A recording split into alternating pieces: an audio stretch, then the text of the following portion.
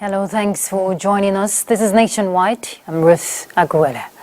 The labor industrial action scheduled to commence this Tuesday has been suspended, following an agreement between the organized labor unions and the federal government after an intensive meeting between the two parties, which lasted about 5 hours.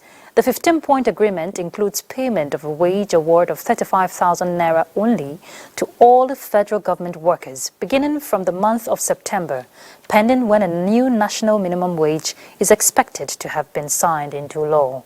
They also agreed that a minimum wage committee shall be inaugurated within 1 month from the date of this agreement, while the federal government is to suspend collection of value-added tax on diesel for 6 months. From the legislature, the House of Representatives says a new living wage is one of the best legacies the federal government can give to Nigerians in the spirit of the nation's 63rd independence anniversary.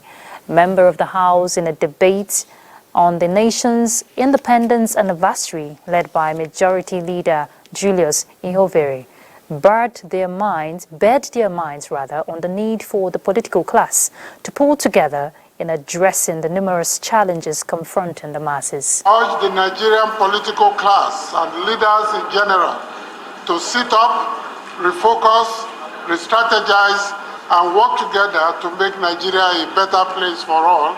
Are we truly independent? I'm sure that you know the answer. Politically, yes. Economically, the answer is no. Go back to the former glory of unity, prosperity, and security. I think it's for the parliament now to take it upon itself, led by the speaker, to have a new living wage for Nigerians in the shortest possible time. After all, that is what the parliament is all about, standing with the people at all times. At 63, Nigeria's greatest gift to West Africa is her strong and supportive leadership to the sub-region. President of ECOWAS Commission, Dr. Omar Alieu Torre, emphasized this at an event in Abuja to commemorate Nigeria's 63rd independence anniversary.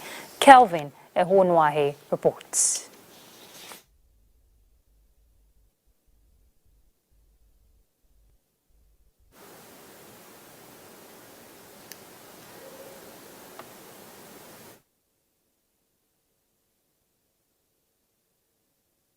All right, we apologize. We don't have that report ready. We'll move on to other issues. The Nigerian High Commissioner to the United Kingdom, Sarafa Tunji Ishola, has charged Nigerians in the diaspora to always display a high sense of patriotism and exhibit enviable virtues known only to a true Nigerian. This was during a strategic session with the Nigerian community in the UK, while still in the euphoria of the 63rd independence anniversary celebration. Let's hear from Wale Hamzat. Targeted. Thank you. As part of activities to celebrate Nigeria's 63rd independence anniversary, the Nigerian community in Southwark Borough, London, United Kingdom, gathered in what was tagged an evening in celebration of Nigeria Independence Day.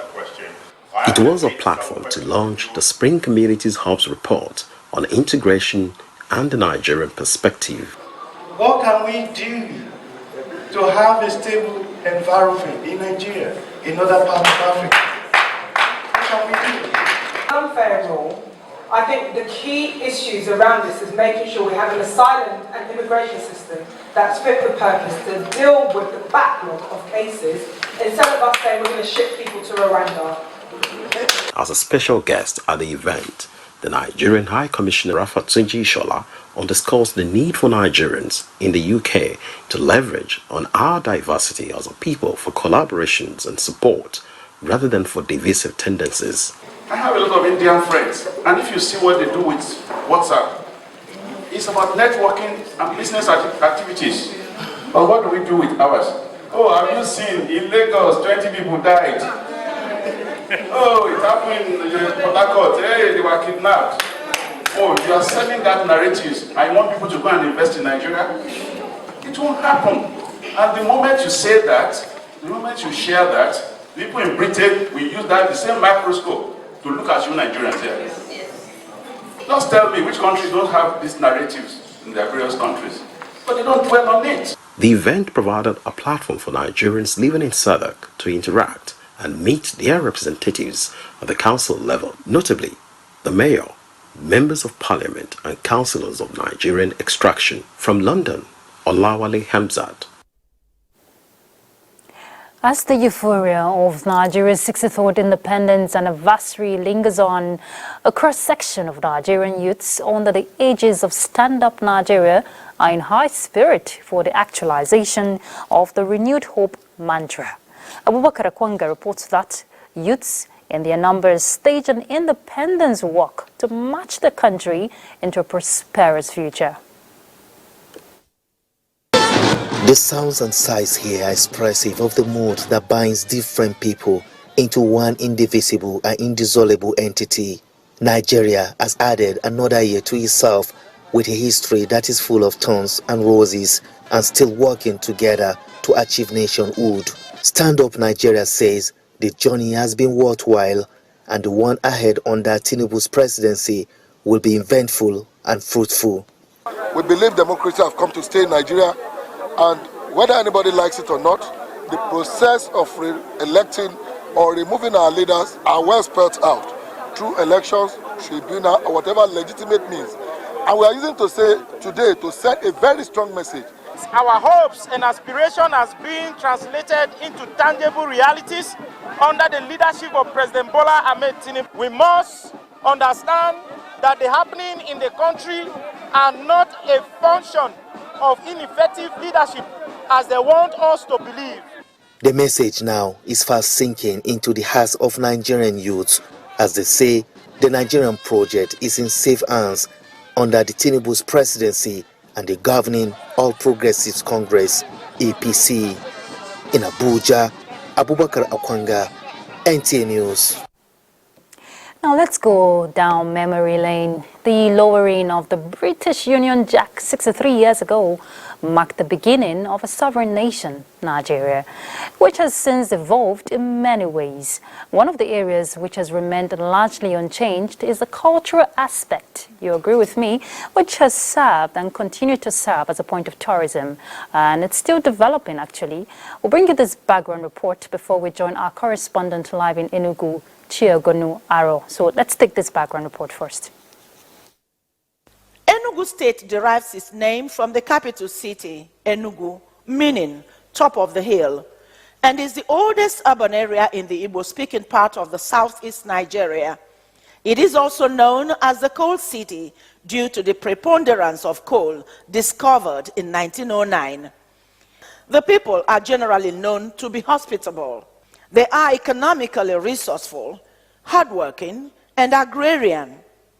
Enugu is endowed with rich cultural heritage. The state boasts of exportation of palm wine, palm oil, and kernel from Udi, Aninri, and Uzowani. Since the discovery of coal in 1909, Enugu has remained home to Nigerians and foreigners from other nations of the globe. In Enugu, Chiagonu Aro, NTA News. Now, you know a bit of that, but we're joining our correspondent, Chiagonu, in Enugu. She's standing live now to give us a highlight of what makes, Enugu thick in terms of tourism, arts and culture, the vibrant sectors that contributes hugely to the nation's GDP. Chiagonu, it's good to see you. Good to see you too.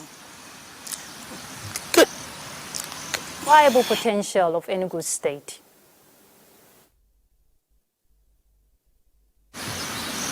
Oh, good afternoon. Enugu, as the name implies, the capital is called the Coal City. And the Coal City means since 1909, coal was discovered in Enugu. That's the highest potential we have when you talk of natural resources. And apart from coal, we have other potentials. We have caves and lakes. We have springs of water, natural water. We have masquerades in our culture. We have traditional dances. And in fact, the state troupe is an international troupe that makes money for the state government. We have a kind of culture that people come in here to harness.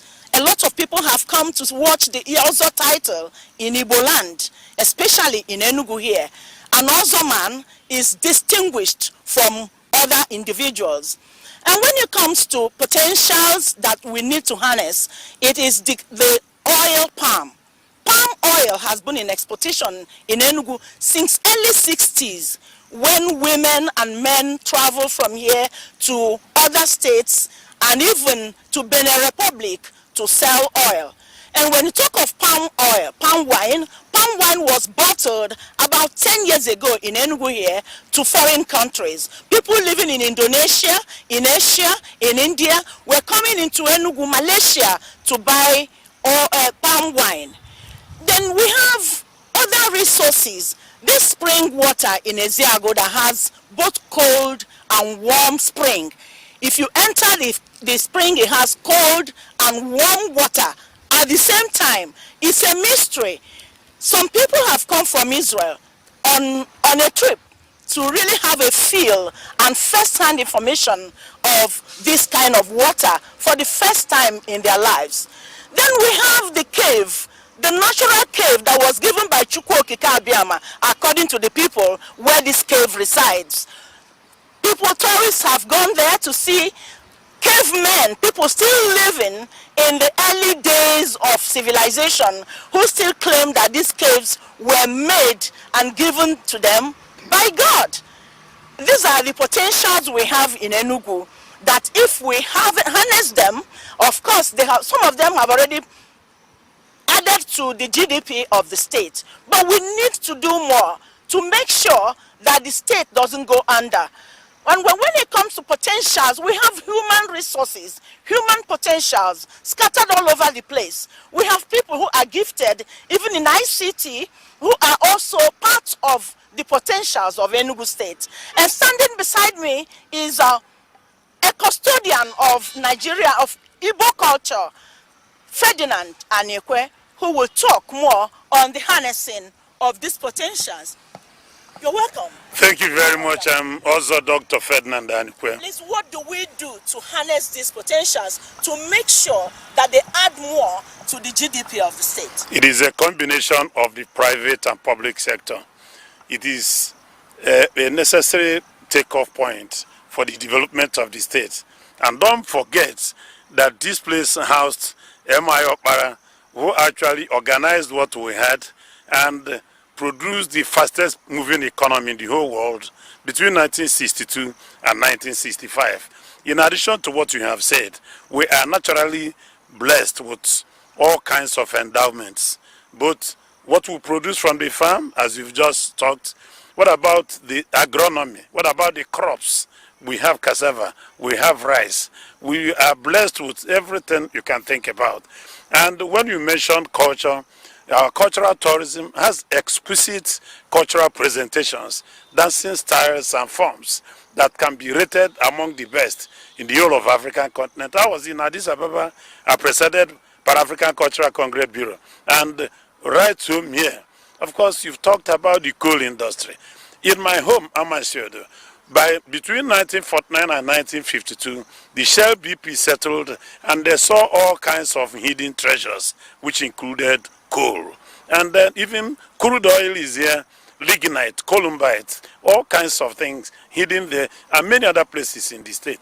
If you approach Nsukka, you go through the circle-like hills and see what God has given to us.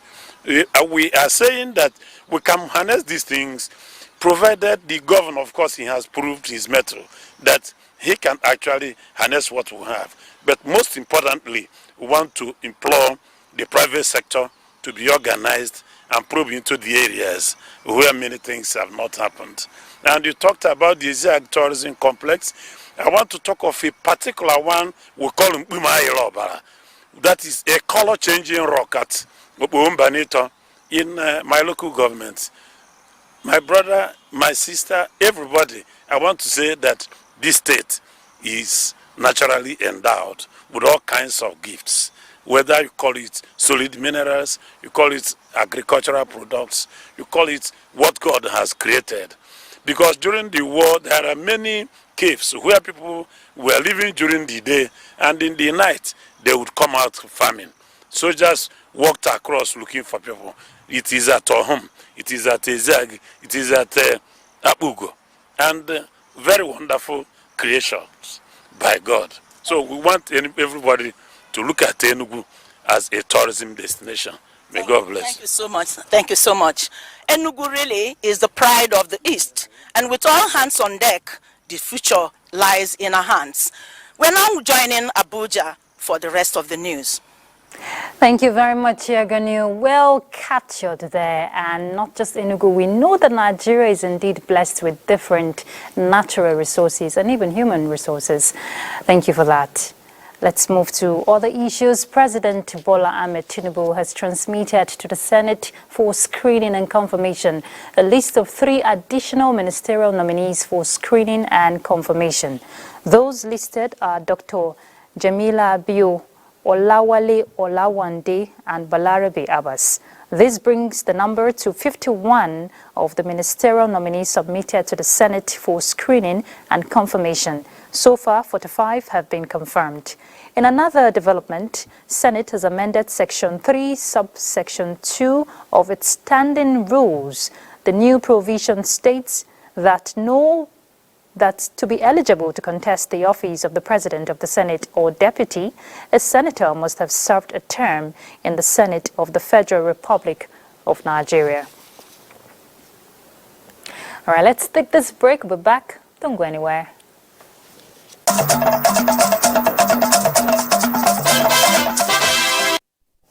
Welcome back. Let's head to Lagos now to join Adiola. She has some reports for us. Thank you, Ruth. Still on the independence celebration, 63 years after Nigeria's independence, efforts to improve the nation's capacity in developing local content in the field of science and technology has been yielding results, with the country currently holding the lion's share of the tech ecosystem and several homegrown solutions to some of the teething problems Nigeria is grappling with in the areas of energy and ICT. Joel Popola reports that experts, however, advocate more investment in science and technology education and infrastructure to gain more mileage to justify its 63 years journey in this area. Advanced countries of the world are leveraging on their strength in science and technology to set pace for others to follow. Having realized the significant impact of science and technology in socio-economic development, Nigeria, according to experts, has been making giant strides in this area. One of the nation's standout achievements lies in the realm of space exploration and satellite technology. Nigeria's space agency NASA reached new heights when it successfully launched its first communication satellite. The achievement has had a profound impact on the country, enabling improved telecommunications, weather forecasting, and agricultural monitoring. With respect to economic local content, Nigeria has introduced some local content policies in various sectors. For example, local content in terms of telecommunication sectors. This government is really ready to explore and let the country grow in that direction.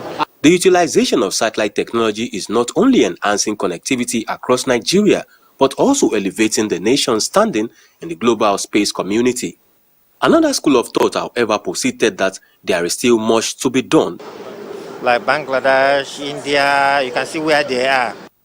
So we really need to look back and see where are we missing these things. The consensus of stakeholders for relevant authorities to provide solutions to some of the challenges bedeviling the sector, which they say are majorly infrastructure and brain drain. In Lagos, Joel Popola, NTA News. And to other matters now, the Nigerian Navy has increased its capacity towards achieving efficiency in the discharge of its constitutional duties, with the siting of a gas plant for easy access to affordable liquefied petroleum gas for men of the Nigerian Navy and the host community in the Navy Barracks, Ojo, Lagos.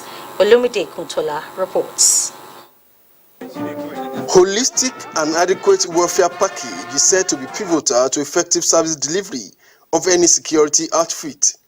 This The Nigerian Navy is placing much emphasis on with the establishment of a gas plant for the use of its men and officers as well as the host community. Chief of the Naval Staff, represented by Rear Admiral Hamza Kauji, confirmed that the gas plant, a joint venture, is in line with the executive order of the federal government. The welfare of our personnel is paramount.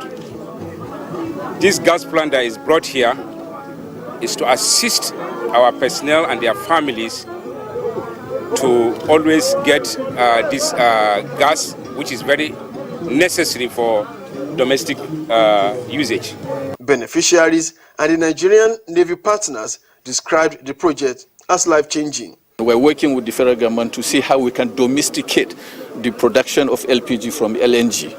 That way we can drive the prices down. In this area, you only go to Alakija or across the satellite or Festac side before you're able to get a gas for your domestic use. I want to thank the Nigerian Navy for bringing it near to our domain. The plant and Admiralty support also new will, among other things, meet the needs of officers in cylinder sales, cylinder refill, liquefied petroleum gas accessories, and other daily needs. In Lagos, Olumide Guntola, NTA News. And those are the stories from Lagos for now.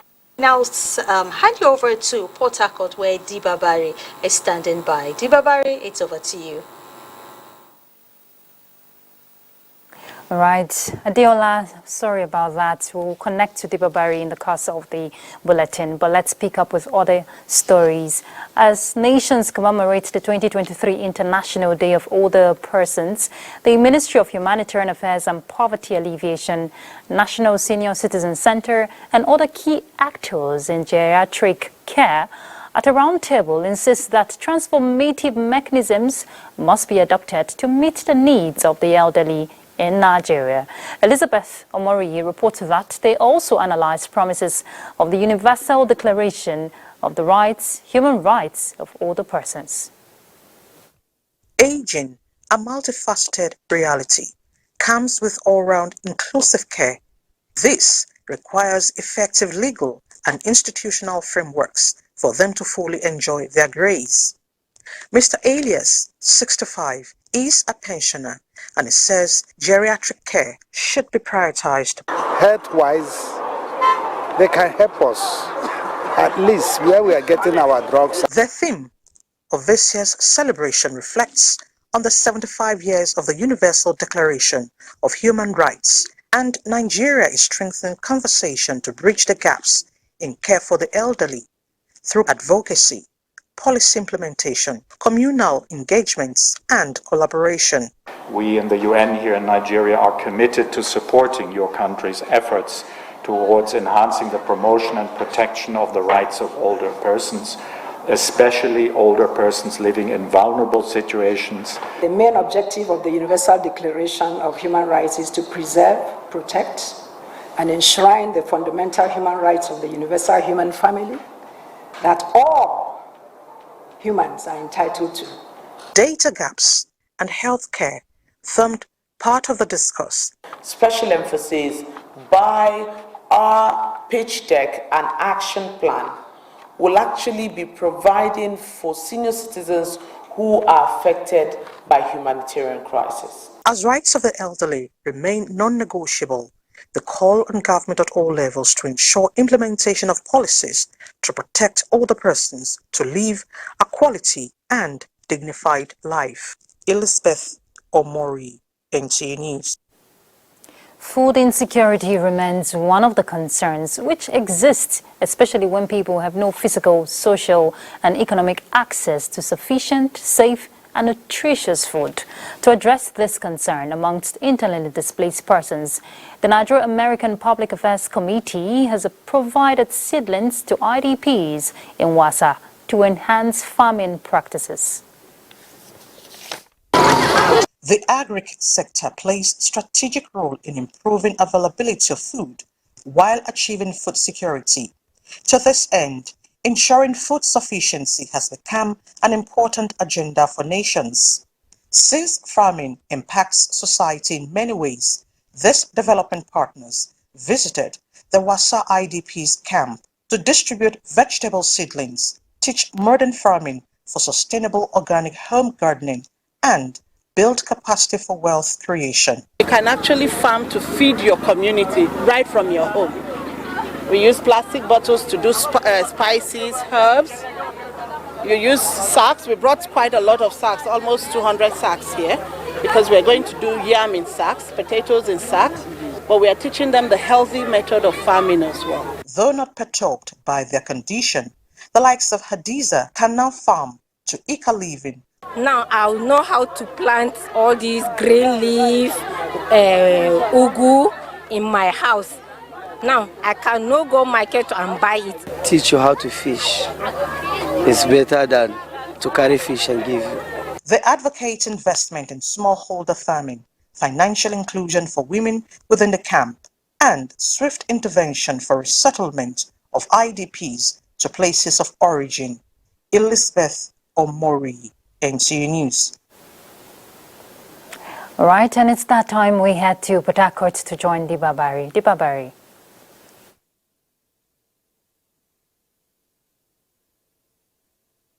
Thank you, Ruth, and welcome to Port Harcourt. Following his victory at the Election Petitions Tribunal in Abuja, Rivers State Governor Siminalayi Fubara has held a victory Thanksgiving service at the Chapel of Everlasting Grace Government House, Port Harcourt, where he also appreciated the people for their unwavering support. Osinachi Samuel has details. The Election Tribunal Victory Service brought together some members of the State Executive Council and political leaders who were at the Chapel of Everlasting Grace Government House to appreciate God for the breakthrough recorded in the judgment given in favor of the state governor. Governor Fubara, while describing the ruling which upheld his election as the beginning of the confirmation of the trust expressed in him by Rivers people, notes that the place of God in his administration will not be compromised. He particularly appreciates the Minister of Federal Capital Territory, Chief Nyesom Wike, for his immense support, and Rivers people who rallied around him throughout the process. Who has stood behind me, have created this opportunity with the help of every one of you here to say a big thank you, because if it doesn't mean a matter to him, he won't sit in the court from 9 a.m. to 6 p.m. Chaplain of the Chapel of Everlasting Grace, Reverend Barasin Ogan, says they cannot rule out the hand of God in the Election Tribunal victory and urges the people to continue to appreciate God and depend on Him at all times. Your Excellency, sir, God has lifted you. You will not come down. In Port Harcourt, Osinachi Samuel, NTA News. Akwa Ibom State Government is taking steps to ensure access to primary health care, especially those in rural areas. The program being driven by the State Primary Health Care Development Agency is targeted at increasing coverage and access to primary health care. Edith Iba, who was at the stakeholders meeting in Uyo, has details. One of the various initiatives developed by the government with the aim of improving primary health care delivery is the Primary Health Care Under One Roof project, which seeks to integrate all primary health care services delivered under one authority. To ensure that this initiative is fast-tracked, one key component of this initiative is the development of the minimum service package, aimed at providing strategic focus for investing in key areas of human resources, infrastructure, and equipment in the primary health care. The development of this package is what the State Primary Healthcare Development Agency, in collaboration with the National Primary Healthcare Development Agency, alongside other development partners, have gathered here to share thoughts and compare notes. The time process of having that review has commenced, and we're going to take time to get it done. It goes a long way to help in the service delivery of the primary health. Once we have this package in hand, we can use it to advocate for more services, for more facilities. We can use it to plan. Participants for this workshop are drawn from the agency at the state and national levels and other development partners, including the Supervising Ministry of Health. It is expected that this minimum service package, when developed, will form the framework for quality service delivery in the primary healthcare system. In Uyo, Edidi Ongiba, NTA News. And that does it from Port Harcourt. It's back to Ruth for the continuation of the news. Good evening. Thank you very much, Dibabari. Rabies is a zoonotic disease that is transmitted to man through the bite of an infected domestic or wild animal. Now, once the symptoms appear, rabies is virtually 100% fatal. Zainab Saidu Abdul Nasir will tell us more about that. Rabies was first reported in Nigeria in 1912, and about 10,000 annual human cases are reported in Nigeria, making the disease a persistent endemic problem. Rabies has the highest cases of fatality rate of most infections in human.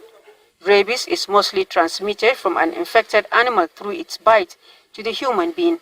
The animal could be a cat, a dog, or a monkey. Anti-rabies vaccine is free of charge. Once you bring your animal and your animal has been vetted and indicated that it is due for this vaccination, it will be given to you free of charge. These animals are also kept as pets in homes. The bite from an infected animal can lead to rabies in human beings, and once the symptoms appear, the cases are mostly fatal. In Sokoto, Zainab Saida Abdul Nasir, NTA News. Records shows that about 10,000 cases of rabies are recorded in Nigeria annually. This makes the disease a persistent endemic problem. We join our correspondent live now in Sokoto, Usman Mohammed Binji, for a situation report. Usman, good to have you join us on the news. What's the current situation there in terms of the zoonotic disease, talking about rabies? Are there any reported cases there in Sokoto?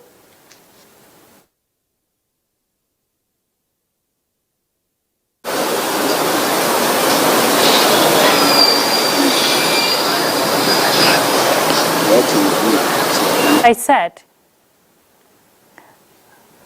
can you hear me, Usman? Well, in Sokoto, there are no reported cases of rabies. Rather, what was obtained is cases of dog bites. And based on the investigation we conducted, the dog bites were up to 37 cases within this year alone, and none of them was found to be having or infected people with rabies. Okay, Usman, I'm sure you can hear me better now. Are there measures put in place to forestall any, disease like that, talking about the rabies? Since there's been no record yet in Sokoto, are there measures put in place, by the state government? Sokoto state government, I can say, has been doing a lot to ensure that people are fully enlightened regarding the dangers of rabies. For instance, on 28 September, which is a World Rabies Day, a lot was done by associations of veterinary doctors to ensure that people are keep informed and enlightened on the dangers of rabies. And that was in conjunction with the State Ministry of Animal Health and Fishery Development. A lot was done through TV programs and radio programs, and even they were able to get to hard-to-reach areas in the rural areas where a good number of stray dogs are found. I can recall I interviewed one of the personnel, and he told me that they were able to get to catch the stray dogs in motor parks and other places. They say they found such dogs to be dangerous and carriers of rabies. That is why they focus attention on doing that. Okay, Usman, are there facilities, provided in terms of, in case rather there's an emergency of rabies? We're not hoping or praying that should happen in Sokoto State, but just as part of strategic measures, to be put in place.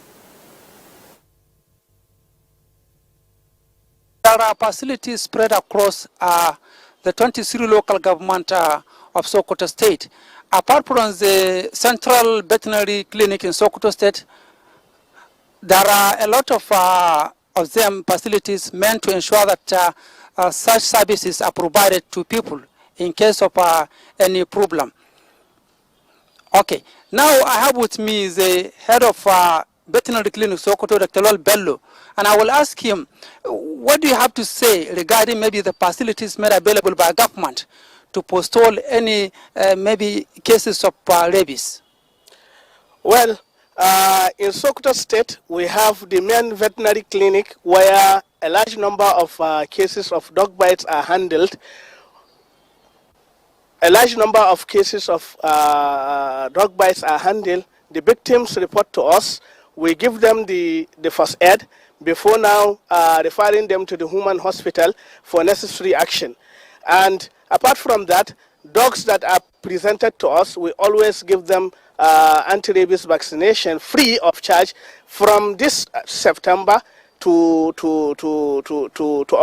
December. And we do organize teams to go to areas where there are density of dogs and for us to reach them door to door to vaccinate them and to make sure that if there are stray dogs, we catch them, bring them and vaccinate them, and sometimes we even neuter them so that they will not deliver to other dogs that are stray dogs. And apart from that also, we also provide human anti-rabies vaccination for veterinary doctors, frontliners, animal health workers, and even those that are working in the laboratory. We give them this free human anti-rabies vaccination. Okay. Well, that is all we can have. That is, I'll now hand you over to Abuja for continuation of the news. Thank you. Thank you very much, Usman, and good to know that modalities are in place to forestall any future occurrence of that. Let's turn to other issues. Records shows that about 10,000 cases of, we've taken that. The Minister of Women Affairs, Uju Kennedy Ohaneye, has condemned the increasing cases of violence against women in recent times. The minister, at a media briefing, decried the mob action meted against female lawyer in Lagos State who was wrongly accused of kidnapping. Another concern for the minister was the case of incest, where a 9-year-old girl allegedly to have been raped by her stepfather in Enugu State. There's the issue of the 8-year-old girl who has been molested and defiled by her stepfather. And the only way we can solve it quickly is through this mobile court, because their own is Toknadu. You must wage in and fight with women affairs to make sure that justice is done in all these sensitive cases.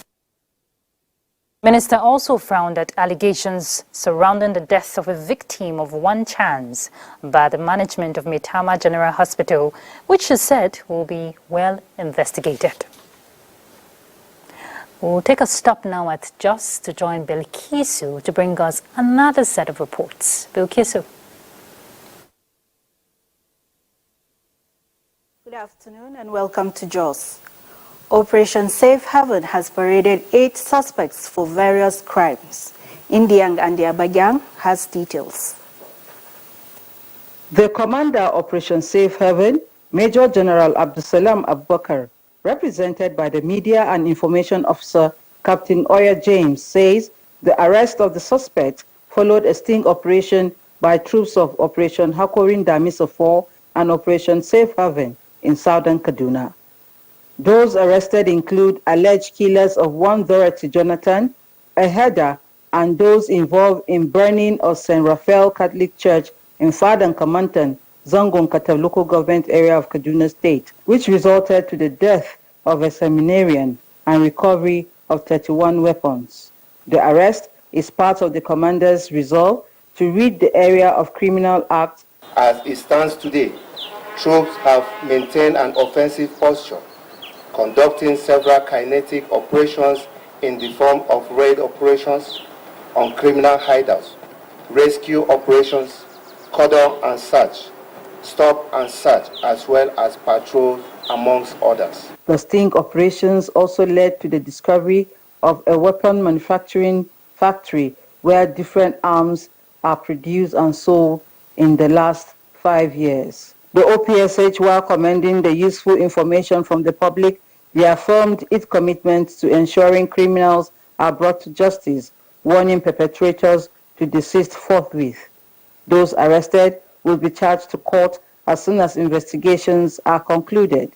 In Jos, Indenyan, and the Abuja, NTA News. The French ambassador to Nigeria, Emmanuel Blackman, has expressed the desire of the French government to consolidate on the existing relationship between it and the University of Jos in developing a technologically sound manpower. She was speaking while on a visit to management of the university. Caleb Gochin has more.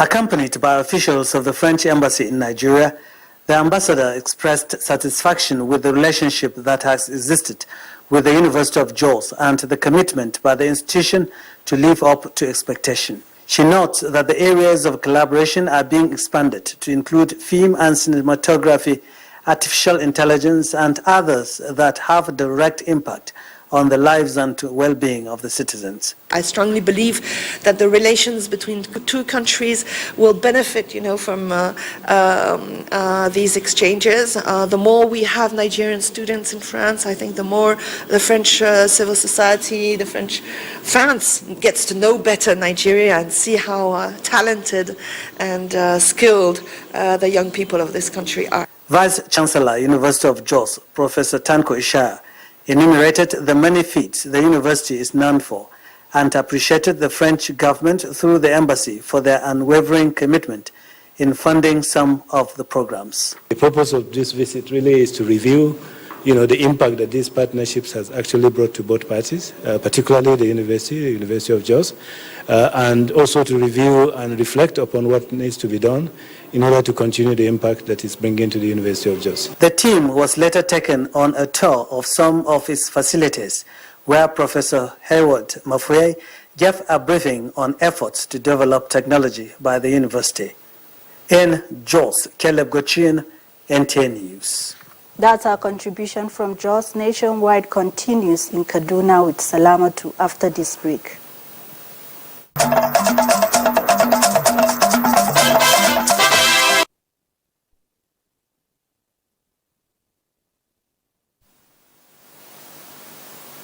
And thanks for staying tuned.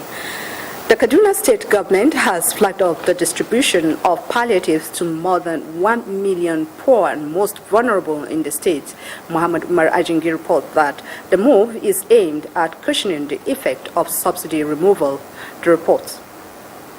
Over 43,050 kg bags of rice purchased by the Kaduna State government ready for distribution across the 23 local government areas of the state for onward sharing to people identified to be the most vulnerable, including orphans and people living with disabilities. Very, very grateful to the Federal Republic of Nigeria under leadership of Siwaji Bola Ahmed Tinubu for these palliatives goods that we are going to take it from today to reach our people. The state governor arrived at Nkande warehouse along Kaduna Zaria Highway to flag off the distribution exercise.